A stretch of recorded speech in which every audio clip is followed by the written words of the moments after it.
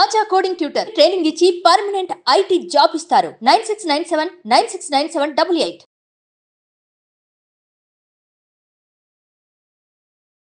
So చాలామంది money మంత్ర classes ఎప్పుడెప్పుడు ఎక్కడెక్కడ ఉంటాయని చెప్పేసి అడుగుతున్నారు కాబట్టి సో ఫస్ట్లీ మనీ మంత్ర క్లాసెస్ అయితే 26th January 2025 విశాఖపట్నంలో ఉంటుంది. 2nd February 2025 తిరుపతిలో ఉంటుంది.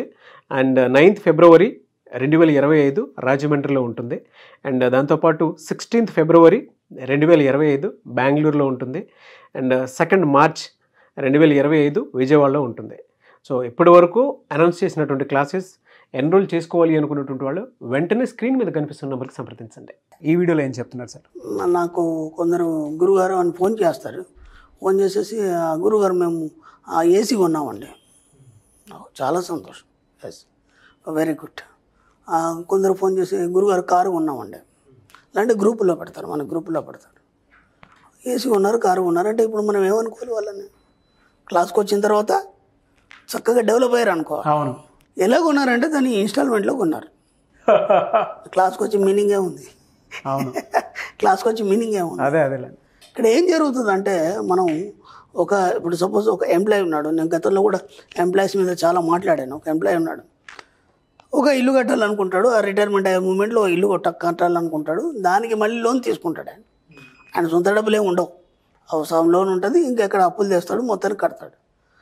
ఇప్పుడు నీకు వచ్చేది ఒక 80,000 అయితే దాంట్లోంచి నీ లోన్ కట్టింగే 30,000 పోతుంది. ఓకే, దాంతోపాటు ఇన్సూరెన్స్, హెల్త్ ఇన్సూరెన్స్ అవన్నీ కలిపి ఒక 15,000 పోతాయి. నీకు మళ్ళీ అన్ని తిప్పి కొడితే ఒక 20,000 కంటే మిగలదు. ఇప్పుడు ఆ లోన్ కట్టడానికి మీకు దాదాపు 20 సంవత్సరాల టైం ఉంటుంది. మీరు ఒక్కసారి ఆలోచించండి. ఆ 20 సంవత్సరాలు మీరు లోన్ కట్టేదంటే మీకు ఎంత అయితే అవుతుందో అంతకు రెట్టింపు అవుతుంది అది ఇంట్రెస్ట్. అవును. ఇప్పుడు మీరు ఆ 20 సంవత్సరాల వరకు మీరు లోన్ కడుతూనే ఉంటారా, కానీ ఏనాడన్నా తృప్తిగా ఉంటారా? ఏనాడన్నా తృప్తిగా ఉంటారా? ఉండరు. ఎలా అయిపోయిందంటే మన వాయిదా పద్ధతులు అనేది బాగా అలవాటైపోయింది. అవును. అంటే ఒకప్పుడు దాదాపు ఒక 20 years బ్యాక్ ఇవన్నీ లేవు. అప్పుడు ఏముండేదంటే ఒక బైక్ కొనాలంటే బాగా డబ్బున్న వాళ్ళే కొనేది. బాగా డబ్బున్న వాళ్ళ కుర్రాడికి వాళ్ళ నాన్నగారు కొనిస్తే చాలా హ్యాపీగా ఫీల్ అయిపోయేది. అది మొత్తం స్ట్రీట్ అంతా తెలిసేది, వాళ్ళ నాన్నగారు బైక్ కొనిచ్చారని చెప్పేసి. అది పెద్ద గ్రేట్గా ఫీల్ అయ్యేది. ఇప్పుడు మనం ఒక బైక్ కొనాలంటే ఉన్న పొలంగా 80,000 పెట్టాలి, ₹1,00,000 పెట్టాలంటే పెట్టలేం. కాబట్టి కంపెనీలన్నీ ఒక వెసులుబాటు కలిగించాయి. ఏమనంటే మీరు ఒక 20,000 కట్టేయండి, ఓకే, మిగతావన్నీ మీరు ఇన్స్టాల్మెంట్లో కట్టండి. ఒక 5 సంవత్సరాల వరకు మెల్లిగా ఇన్స్టాల్మెంట్లో కట్టండి. ఇది బాగానే ఉంది. ఒక్క బైక్ మట్టుకు బాగుంది, ఓకే, లేదా ఒక కార్ మట్టుకు బాగుంది. అంటే ఇప్పుడు మనం ఏం చేయాలంటే మనకు వస్తున్న ఇన్కమ్ ఏదైతుందో దాంట్లోంచి జస్ట్ 40% మాత్రమే వాయిదాలకు కానీ లోన్లకు కానీ వీటన్ని కేటాయించాలి. మనం ఏం చేస్తామంటే 80% వాటికే కేటాయిస్తాం. అవును. ఏది చూడు, ఇంట్లో ఏ ఐటెం తీసినా సరే మీరు ఒక ఫ్రిడ్జ్ తీసుకోండి, ఒక రిఫ్రిజిరేటర్ తీసుకోండి, ఒక టీవీ తీసుకోండి, ప్లాస్మా టీవీ తీసుకోండి, ఒక వాషింగ్ మిషన్ తీసుకోండి, అవన్నీ వాయిదాలోనే ప్రతి నెల మేమున్నామని గుర్తు చేస్తాయి. ప్రతి నెల మేమున్నామని గుర్తు చేస్తాం. అదే మీరు నెట్ క్యాష్ పెట్టేసి ఒక ప్లాస్మా టీవీ కొన్నారు, అది వీళ్ళుంటే చూస్తారు, వీళ్ళు చూడరు, మీ పని మీద మీరు ఉంటారు. కానీ ఇది చూడకుండా గుర్తు చేస్తుంది, నేను ఉన్నాను, ఫస్ట్ వస్తుంది, నా ఇన్స్టాల్మెంట్ కట్టాలి. అంటే ప్రతి దగ్గర మిమ్మల్ని ఎంత పట్టు పీడించుకు తింటుంది ఆ వాయిదా పద్ధతులన్నీ. కాబట్టి ఒకటైతే పర్లేదు, నేనేమంటున్నా అంటే ఒక వస్తువు కొన్నారు పర్లేదు. అప్పుడు ఏమవుతుంది, మీ ఇన్కమ్ సోర్స్ దాంట్లో ఇది ఒక చిన్న అమౌంట్ కాబట్టి మీకు అది తెలియదు. కానీ అన్ని ఐటమ్స్ అలాగే తీసుకున్నారు అనుకోండి, ఇక మీరు అది కొనడం కూడా వేస్టే కదా. ఇప్పుడు నా క్లాస్కి వచ్చి కూడా వేస్టే, మీరు అవి కొనడం కూడా వేస్టే. కాబట్టి ఈ వాయిదా పద్ధతులు అనేది ముందు బయటపడేయండి. అలా తీసుకొచ్చారు కంపెనీ వాళ్ళు చెప్పిన కాన్సెప్ట్ బాగానే ఉంది. ఒక 20,000 కట్టండి, మీతో ఒక 5 సంవత్సరాల దాకా మెల్లిగా కట్టుకోండి. ఇప్పుడు వీడు డబ్బులు సంపాదించుకొని డబ్బులు జమ చేసి 5 సంవత్సరాల వరకు ఆగి ఆ బైక్ కొనాలంటే దాని రేట్ ఇంకెక్కువ అయిపోతుంది. అదే ఇప్పుడు 20,000 కట్టేస్తే వాడికి ఆ బైక్ ఇచ్చేస్తున్నాడు. ఈ 5 సంవత్సరాలు ఎంజాయ్ చేయొచ్చు, దాంతోపాటు ఇంకా వేరే పనులు కూడా దాంతో చాలా చేసుకో. ఇది బాగుంది. కానీ ఒక్కదాని మట్టుకే అది తప్ప నెసెసరీ. ఇక్కడ మనకి ప్రైమరీ నీడ్స్, సెకండరీ నీడ్స్ అని ఉంటాయి.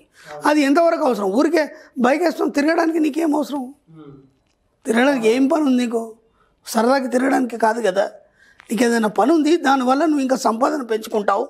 ఆ బైక్ ఉంటే కొద్దిగా ఎక్కువ దూరం వెళ్ళి నీ యొక్క బిజినెస్ చేసుకుంటావు. ఇలాంటి ఆలోచన ఉన్నప్పుడు కొనుక్కోవడం తప్పులేదు. కానీ ఊరిగా వేసుకొని తిరుగుతానంటే దానికి ఏమైనా మీనింగ్ ఉంది, అది మళ్ళీ ఇన్స్టాల్మెంట్లో. కాబట్టి ఒక్క వస్తువు వరకు మాత్రం మనం మినహాయింపు మన సబ్జెక్ట్లో. అంతకంటే మీరు ఎక్కువ కొంటే మాత్రం మీరు సబ్జెక్టు వినడం వేస్ట్, మీరు నేర్చుకోవడం వేస్ట్. కాబట్టి ఆ వాయిదా పద్ధతుల్ని ముందు మానేయండి. ఈ వాయిదా పద్ధతుల ద్వారా మీరు చాలా బలహీనం అయిపోయి మీ యొక్క సిచ్యువేషన్స్ అన్నీ మళ్ళీ అప్పుల ఊబిలో కొరుకుపోవడం తప్ప మీరు ప్రశాంతత జీవితం గడపలేరు. కొంతమంది ఎందుకు సార్ అంటే ఈ వాయిదా పద్ధతికి అలవాటు అయిపోయి ఉంటారు. అంటే వాడు ఇవ్వడానికి సిద్ధంగా ఉన్నాడు కదా. అప్పుడు చాలామంది బంగారం కొంటారండి. బంగారం కొంటప్పుడు ఏమంటారంటే పోతే పోయిందిలే, కొద్దిగా ఎక్కువైనా సరే కొని పెడితే రేపు ఎప్పుడైనా పనికిస్తుంది మనకి. కొనేప్పుడు ఏం ముడి పెడుతున్నారు వాళ్ళు, ఒకవేళ కనుక ఏదైనా అత్యవసరం వస్తే మనకి ఇది పనికి వస్తుంది అని ఎప్పుడైతే నువ్వు మాట అన్నావో, మనం 100,000 సార్లు చెప్పాం, నీ నోటి నుంచి మాట్లాడిన మాట ఏదైనా సరే ఎమ్మడే విషయంలో రికార్డ్ అవుతుంది. ఇప్పుడు ఏమవుతుంది, అది ఒక ఏడాది కూడా కాదు, ఎమర్జెన్సీ పీకల మీద వచ్చేసి దాన్ని ఎక్కడో నువ్వు దాన్ని తాకట్టు పెట్టేసి డబ్బులు తీసుకురావాల్సి వచ్చింది. అది ఎవరు చెప్పారు, అది ఆ డిజైన్ ఎవరు ఇచ్చారు, అది మీరే ఇచ్చారు కదా. అవును, కొన్నప్పుడే దానికి ఒక పేరు పెట్టారు ఏమని, ఒకవేళ ఎమర్జెన్సీ ఉంటే ఇది ఎప్పుడైనా టైంలో మనకు పనికిస్తుంది, మనల్ని కాపాడుతుంది ఇన్ ఎమర్జెన్సీలో అని మీరే అన్నారు. అప్పుడు ఏమవుతుంది, మీరు అన్నందుకన్నా మీకు ఏదో ఎమర్జెన్సీ వస్తుంది, వచ్చేసి దాన్ని ఖచ్చితంగా ఎక్కడ తాకట్టు పెట్టాలి, తేవాలి, డబ్బులు తీసుకురావాలి, ఆ కార్యక్రమం చేసుకోవాలి. అవన్నీ ఎందుకు మాట్లాడతారు? ప్రతి దగ్గర మీరు ఎలా నెగిటివ్స్ మాట్లాడుతున్నారు, ఎలా మీరు ఒక డిజైన్ని డిస్టర్బ్ చేసుకుంటున్నారు, చక్కని లైఫ్ని మీరు ఎందుకు డిస్టర్బ్ చేసుకుంటున్నారు? వాయిదా పద్ధతులు అనండి, మీరు మాట్లాడే సిస్టమ్ కానీ. కాబట్టి ఎంత వీలైతే అంత మీ మాటల్ని తగ్గించి ఆ మాటల్ని మార్చుకునే ప్రయత్నం చేయండి. ఎంత వీలైతే అంత బంగారాన్ని కొనుక్కోండి, ఎవడొద్దన్నాడు. ఇచ్చేవాడు అమ్మేవాడు అమ్మడా, కొనేవాడు కొన్నాడా, ఎంతోమంది ఉన్నారు, మీకంటే బోలెడున్న వాళ్ళు ఉన్నారు. కానీ ఆ కొనేటప్పుడు ఈ పేరు పెట్టకండి దయచేసి. ఏదైనా ఎమర్జెన్సీలో మనకు పనికి వస్తుంది, ఇది మనం ప్రాణాలనైనా కాపాడుతుంది అని ఆ మాట అన్నారంటే అలాంటి అవసరాలు వస్తాయి మీకు.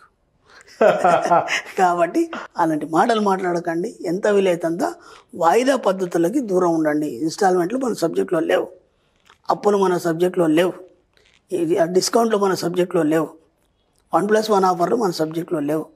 ఇవన్నీ నిక్కచ్చిగా నేను 100,000 సార్లు చెప్పాను.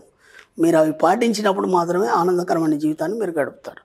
ఒక్కసారి ఆలోచించండి, ఇవన్నీ పొరపాట్లు మీ జీవితంలో జరిగాయా, మీరు చేశారా లేదా, ఇట్లా ఎన్నిసార్లు జరిగాయి? నేను చెప్పిన ప్రతి మాట కూడా మీరు అన్నారా లేదా ప్రతి దగ్గర? కాబట్టి ఇక్కడ నుంచి మెల్లిమెల్లిగా తగ్గించుకోండి ఆ మాటలన్నీ. Thank you so much Shri Acharya Anantakrishna Swami గారు. థ్యాంక్ యూ అండి.